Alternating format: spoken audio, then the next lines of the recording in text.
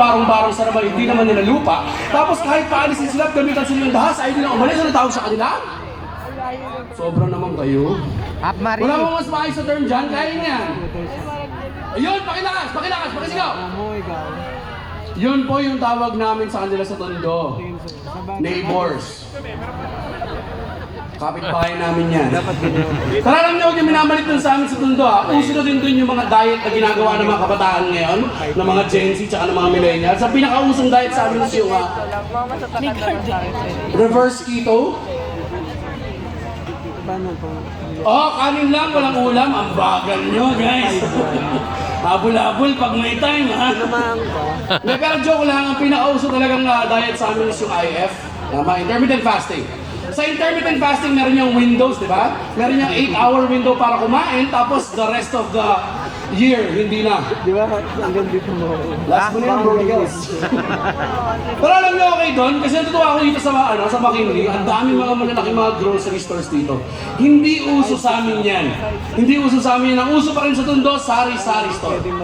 Sari-sari store. Okay naman ang sari-sari store, pero meron ako isang problema sa kanya na malamang naging problema nyo na rin. Sa sari-sari store, kapag wala silang panukli, anong sinusukli nila sa atin? Sabay-sabay.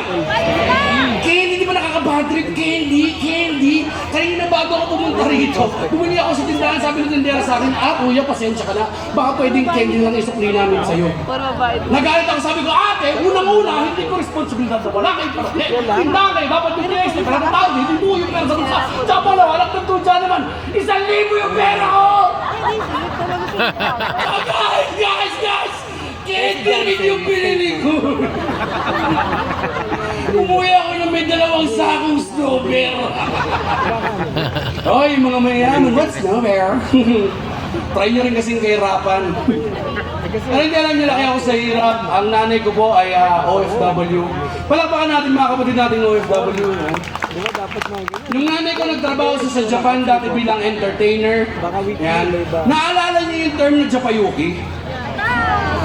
Sobrang triggered ako dyan nung bata ko. Lagi akong binubuli, lagi akong tinutokso ng mga kakilala ko sila sa yung nanay mo Japayuki! Hindi na yun uuwi, sumama na yun sa hapon, hindi na kayo nun mahal!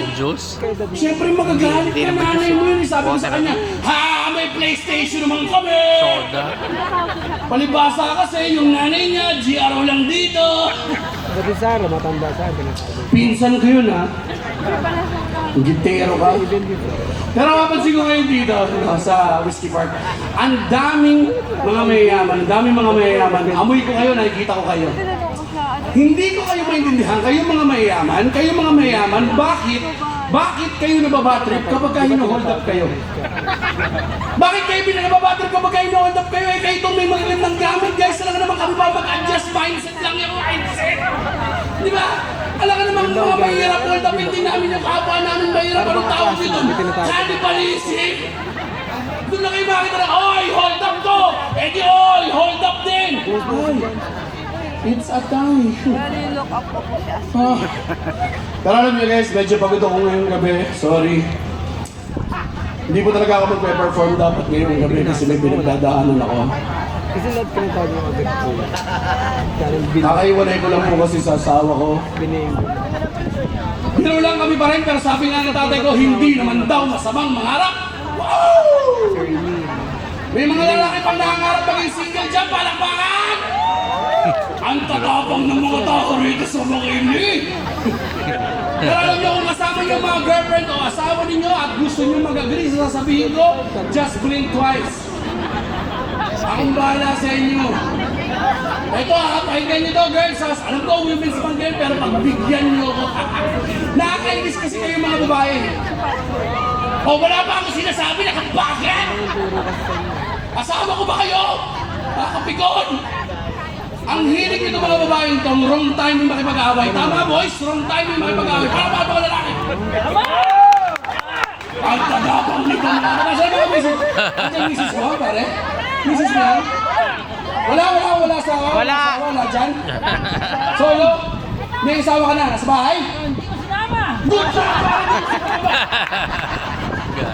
Woo! Wrong timing makipag-away. Kaya kailan maganda yung ginagawa mo, kung kailan ka nanonood ng basketball, kung kailan kayo minum ng mga tropa nyo, kung kailan kayo may right sa akin na awayin. Isang beses inaway ako ng asawa ko, kumakain ako, ang ulam krisipata, ang kapal-kapal ng taba, ang lutong-lutong ng balat. Hindi pa dumadampi sa bibig yung krisipata, narinig ko na yung bibig ng misis ko galing sa malayo, sabi niya sa akin. Talaga, kain mo. Kapag ganahin mo, alam mangyari sa'yo, kapag ganahin mo, takin sa puso, kapag ganahin sa puso, pag iguri, pag iparansato ka, pag ganahin paransato ka, ano ba nagkakadal naman ako? Hindi namin nalaga ka, pag ganahin mo, paransato ka, pag ganahin sa ilog, no? Pero napapansin ko na eh. So asawa ko nga po pala talaga si Glock na Kaya pinapasa ako sa kanya. wala siyang apelido. Pero siyempre na lang ito! Nagalit ako! Nagalit din siya! Nagdabog ako! Nagdabog din siya! Ipinukul niya yung plato! Umiyak siya! Nag-sorry ako! Right boys? Hindi! Sabi nila happy wife, happy life! Hindi yan totoo! Happy